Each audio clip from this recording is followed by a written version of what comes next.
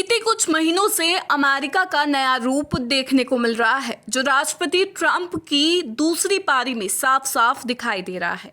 Trump का नेतृत्व अपने हितों को बढ़ावा देने में कोई कसर नहीं छोड़ता है। मेरा देश पहले की नीति लेकर चल रहे ट्रंप को एक ऐसा नेता बना दिया है जो किसी भी देश से संबंध बनाता है या तोड़ता है।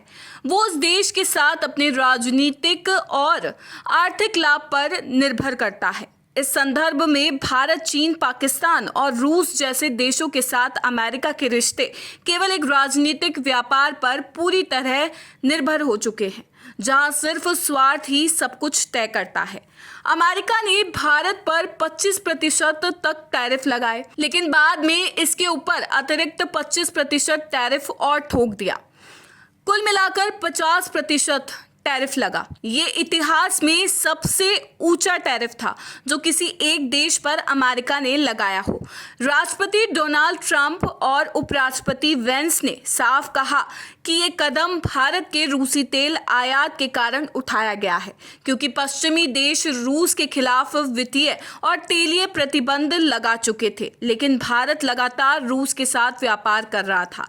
अमेरिका का आरोप है कि रूस बड़ी मात्रा में तेल और सैन्य सामान खरीदकर भारत यूक्रेन रूस युद्ध को बढ़ावा दे रहा है। ट्रंप का कहना है कि यदि तुम मेरे आदेश के अनुसार रूस से तेल लेना बंद नहीं करते तो मैं तुम्हें आर्थिक मोर्चे पर तोड़ दूंगा। ये एक स्पष्ट रूप से भारत विरोधी और स्वार्थी रणनीति है। ट्रंप ने भारत को सिर्फ कूटनीतिक प्रतिपक्षी की तरह संबोधित किया, जबकि भारत उसके साथ दोस्ती दिखाता रहा। जब बातचीत भारत पर भारी टैरिफों के साथ इतनी स्पष्ट हो गई तो सवाल उठता है कि चीन जैसे देशों जो रूस से तेल खरीद रहे हैं, उन पर समान टैरिफ क्यों नहीं लगाए गए। इस पर वाइस प्रेसिडेंट जेडी वेंस ने कहा कि चीन की वजह से मामला और जटिल हो गया है, क्योंकि चीन अमेरिका संबंध कई अन्य अहम मुद्दों को भी प्रभावित करते हैं।